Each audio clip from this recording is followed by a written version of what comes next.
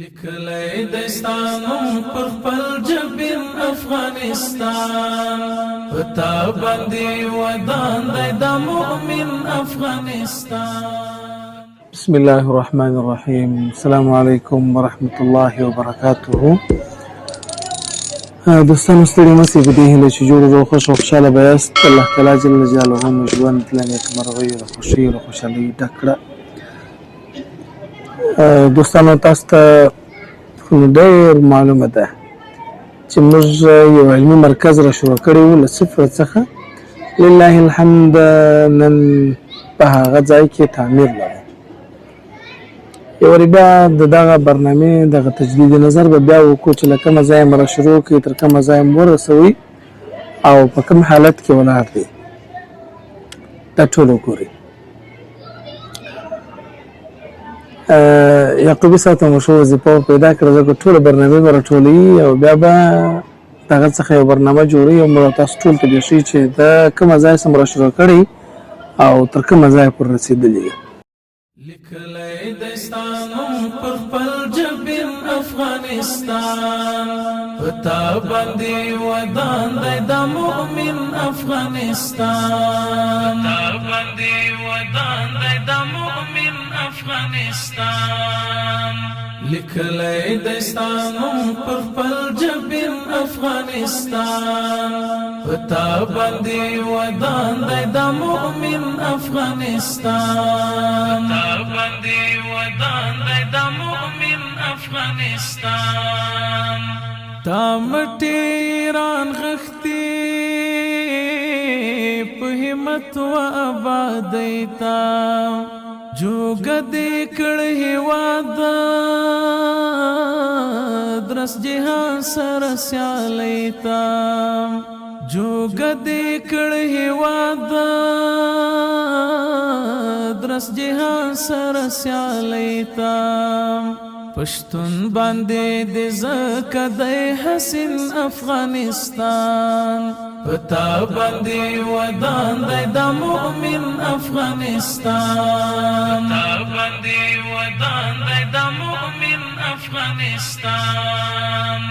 لیکلی دستانم پر خپل جبین افغانستان پتا باندې ودان دی د مؤمن افغانستان پتا باندې ودان دی د مؤمن افغانستان.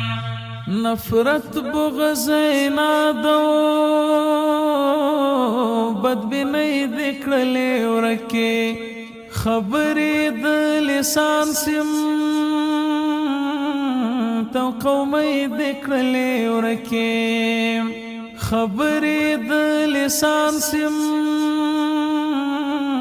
تو قومۍ دې کړلې ورکې زنګېږي په خوښیو کې رنګین افغانستان پتا باندې ودان دی د مؤمن افغانستان پتا باندې ودان دی د مؤمن افغانستان. لیکلی دستانم پر خپل جبین افغانستان. دا ټول ستاسو په مرستو په کوششونو نومونه به چې یو واخلم برنامه اوږدېږي نو ټول هغه مؤمنان چې هر چا زموږ سره کومک او مرسته کړې وه مخکې هغو ټولو تقریبا 1% په همدغه مرکز کې شرکت کړی دی. خدای جل جلاله چې د دوی ټول هغه کومکونه د دوی هغه دعاګانې د دوی هغه هڅې قبول او منظورې کړي. تقریبا ټول کارونه لله الحمد په بشپړ ډول باندې خلاص شوي دي. یو کار لا هم خلاصېږي. که ستاسو یاد وي موږ مخکې هم ما دا یادونه کړې وه اوس یې بیا کوم چې دا د الله جل جلاله د دین کور دی او د رسول الله علیه السلام کور دی. دا هیڅ وخت هیڅکله هم نه درېږي. په یوه لار نه یوه لاره رب جل جلاله دغه ځای مخ ته بیایي. خو خوشبخته انسان هغه څوک دی چې په دغسې وختونو په دغسې حالاتو کې له دغه فرصت استفاده وکړل او خپل سرمایه او شتمني د الله جل جلاله په همدغه مرکز باندې مصرف کړل. زه مطمئن یم چې دا مرکز موږ جوړوي یا د مرکز موږ را شروع کوو د هغه وخت څخه به د روسو پر زموږ او ستاسو په دوستانو کې تر سلو کسانو پورې دا ټول چې وګورو تقریبا د دنیا څخه به تللي خو هغوی خبر نه وه چې موږ به دومره ژر له دې دنیا څخه ځو. 3 کسان موږ سپانسر کړي، 3 کسان یوازې دغه د یو کال په جریان کې زموږ د سپانسر خلک مړه سوي دي، رب جل جلاله دې مغفرت ورته وکړي. نو دا به نور دوستان د نورو مختلف دوستانو کې په ټولو کې په طبعا د هر چا په دوستانو کې څوک وفات سوی وي، نو هغوی ټول په دې ارمان باندې اوس دي چې هی کاش ما خپله مرسته خپله شتمني او خپل لرلي څه خپل لاس او خپل دغه قوت مې د الله جل جلاله د دین لپاره د الله د رضا لپاره مصرف کړی وای، نن به مې چې څونه درجات دي هغه به نور هم لوړې سوي وای. په فلحال موږ که ستاسو یادې پر 3 شیانو باندې کار کوئ. یو مو دا ول چې موږ د اوبو دپاره یو تالاب یو د اوبو ذخیره جوړوو چې ما ته رڼا مور او ورسره یې خور پیسې واستولې، نو بیا وویل چې دا په کوم ځای کې ستاسو ضرورت هلته د مدرسې په برخه کې د دې مرکز لپاره دا پیسې مصرف کړي. موږ الحمدلله دا تالاب جوړ کړي، ټول مکمل کار یې بشپړ خلاص. مخکې به تاسو په نورو برنامو کې لیدلی وي. نو یو ټول مکمل تقریبا 2.5 متره شاوخوا وکیندئ، دغه څخه د دا اثر څخه د هغه ځای پورې 3.5 متره به غالبا وي یا به 4 متره داسې. دا مو ټول په مځکه کې دغه کې دا سره مکمل سیخ او کانکریټ دی او دې ته مو چت بسته کړی دی، لاندې هم هغه لرګي ولاړ دي چې موږ محکم راسي او بیا یو وخت کریک ونه کې نم ونه کې داسې یو څه. نو ټول الحمدلله بشپړ خلاص شوی دی او رب جل جلاله دې صدقات قبول او منظور کړي. اوس نو موږ دلته برمه لرو او د اوبو نل هم لرو چې نل تقریبا په 2 ورځو کې یوه ورځ راځي چې راشي اوبه دلته ذخیره کېږي.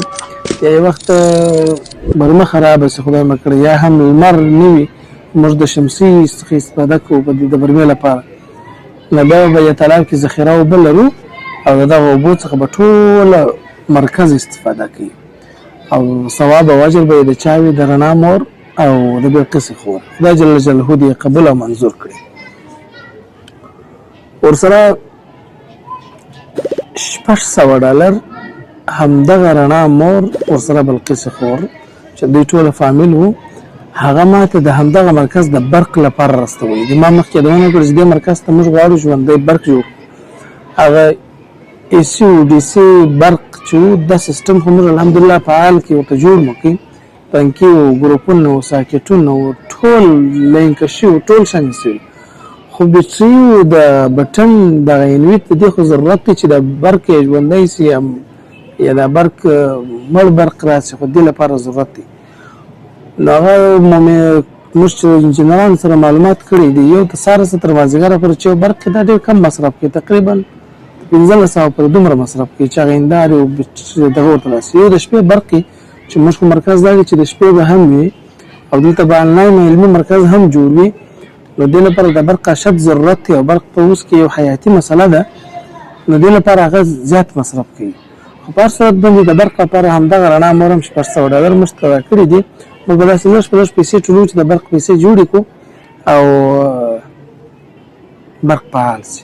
خو یادونه باید وشي چې موږ فقط او فقط د برق په برخه کې بیټري او هغه انویټ او اندار ته ضرورت لرو، نو ټوله کارونه یې هغه حاجي صاحب محترم وکړي چې ما مخکې مې یادونه وکړله چې هغه د روبینې دی فامیل و، روبینې خور دی، نو حاجي صاحب محترم هغوی مرسته کړې او موږ برق ټول په هغه پیسو باندې جوړ کړی دي. دغه لینک شوي ټول ګروپان او پنکې او ساکټونه او د برق دلته داخل یو بکسه ده، هلته بکسه ده چې مرکز ته برق راځي کنټرولېږي 3 ځایه، هر تعمیر ته جلا جلا، بیا داخل ځای دی چې کنټرولېږي برق چې تر څو سم شي. دا ټوله شان مو کړي دي، فقط ضرورت دا دی چې فعال شي.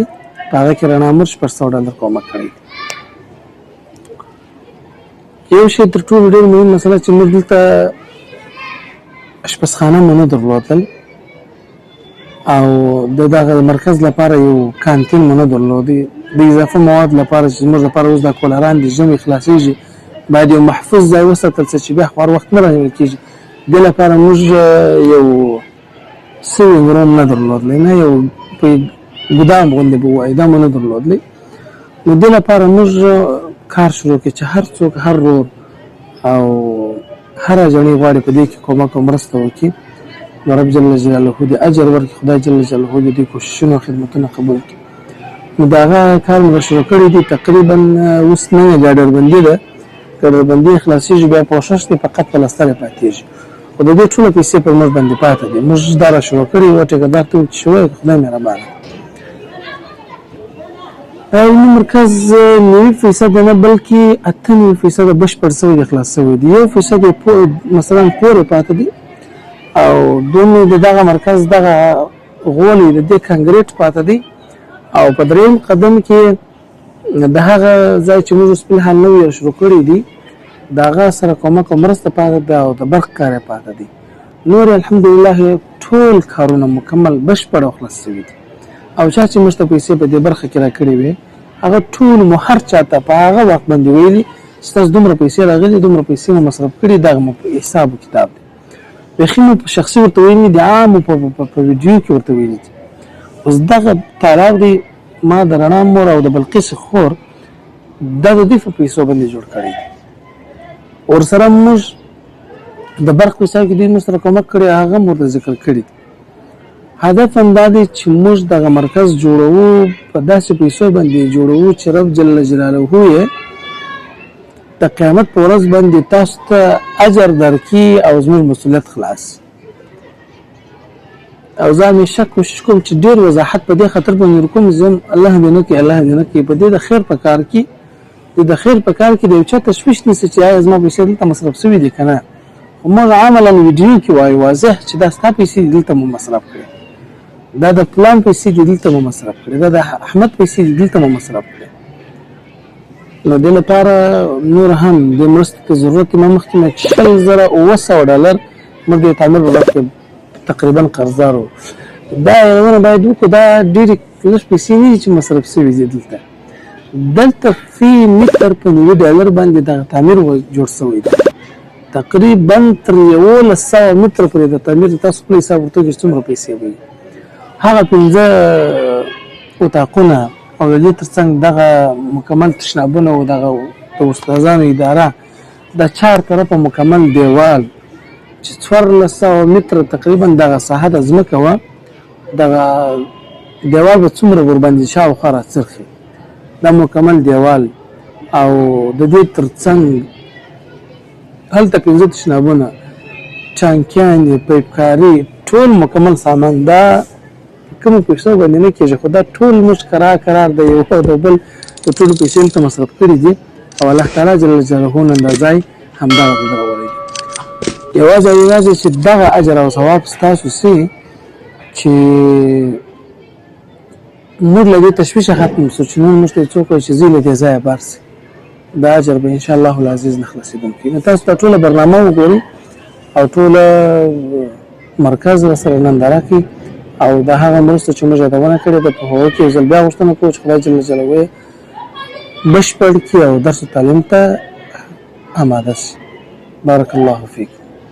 لیکلی دستانم پر خپل جبین افغانستان، پتا باندې ودان دی د مؤمن افغانستان، پتا باندې ودان دی د مؤمن افغانستان. لیکلی دستانم پر خپل جبین افغانستان، پتا باندې ودان دی د مؤمن افغانستان، پتا باندې ودان دی د مؤمن افغانستان. تا مټیران غختی په همت و آبادی تا جوګه دې کړه هیواد درس جهان سره سیالی تا جوګه دې کړه هیواد